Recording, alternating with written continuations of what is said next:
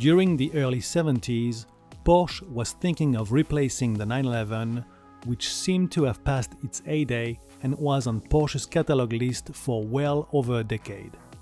A much more modern approach was chosen, with this time a water-cooled front-engine rear-wheel drive layout, making it possible to gallop long distances in comfort without being tricky at times.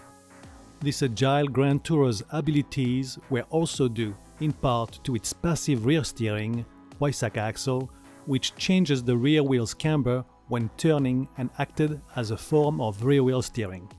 It made the new high-end Porsche very safe and progressive at the limits.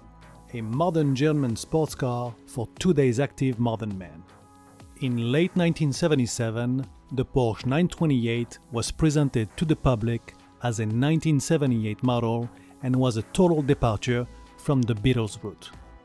Designed by Anatole Lapin, this worldly car was more substantial than the still little 911, with two round exposed swiveling headlights pod laying and facing up flush on the hood in off position. The front bumper was a one-piece plastic unit enveloping turning signals, extra driving lights and fog lights, with later on a lower spoiler. The 928's doors were curiously arched, and the rear had an hatchback treatment with a three-piece window enveloping a bumper and dish taillights. The result was so advanced and stunning in the late 70s that the 928 just looked like it just arrived from outer space.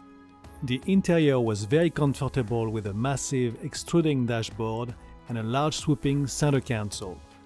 The 2+2 layout allowed room for children though, and only tire noise at speed could disrupt the occupant's serenity.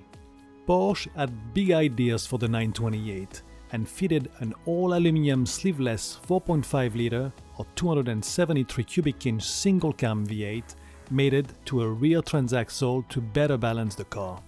The 5-speed dogleg gearbox was awkward, but a 3-speed automatic transmission could be ordered. With 240 PS at 5,500 RPM in Europe and 219 horsepower in US, the 928 managed 7.2 seconds to reach 60 miles per hour and 143 miles per hour or 230 km per hour in top speed. Weight was its enemy though, even if aluminum was used on the doors, hood, front fenders and A-pillars.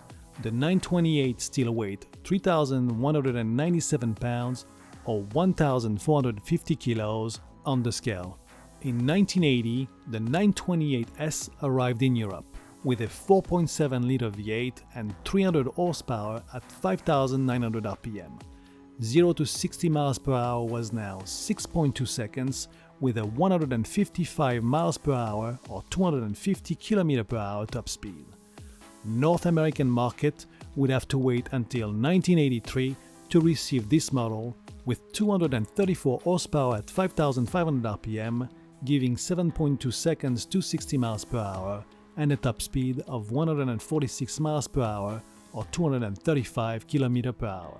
The good news was the replacement of the 3-speed automatic transmission for a 4-speed unit, available the next year to the rest of the world, while the new regular H-pattern 5-speed replaced the old dogleg unit.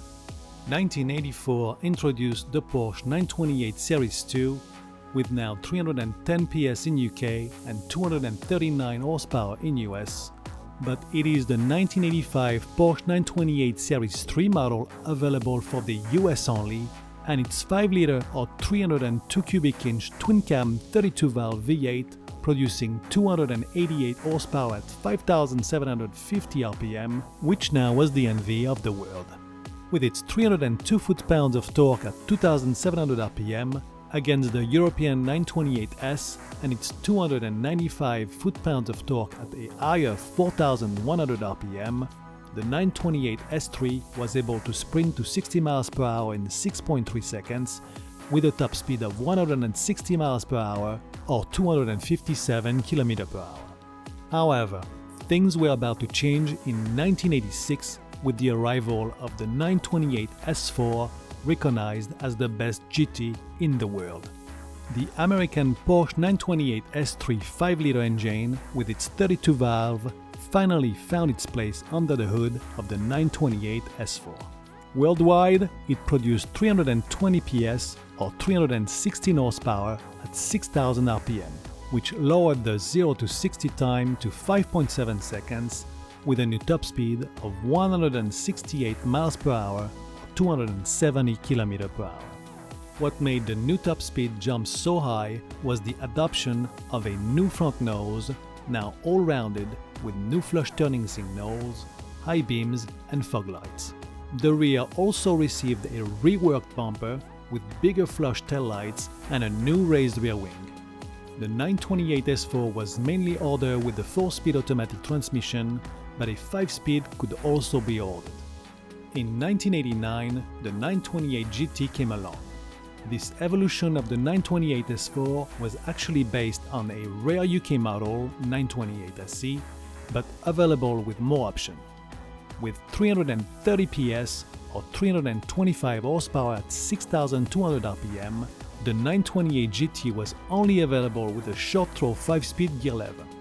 To add a little more edge, a limited split differential, sport suspensions and forged wheels were part of the package, making the top speed identical, but now it took only 5.5 seconds to reach 60 miles per hour, while the tactile feel was improved. The last evolution was the 928 GTS introduced in 1992. It replaced the S4 as well as the GT with the choice of a 4-speed automatic or 5-speed manual transmission. The 928 GTS had an increased 5.4-liter or 329 cubic inch V8, producing now 350 PS or 345 horsepower at 5,700 RPM, giving a new top speed of 171 miles per hour or 275 km per hour, while 60 miles per hour was reached in 5.3 seconds.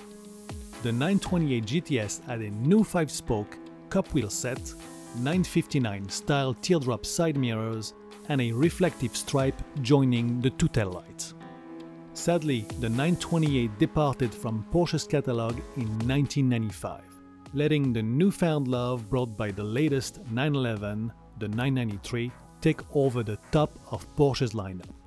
Today, the 928 is regarded as a sideline Porsche, and is sad that Porsche fans can only accept one Porsche while Ferrari fans celebrate short wheelbases, GTOs, Daytonas, and on and on.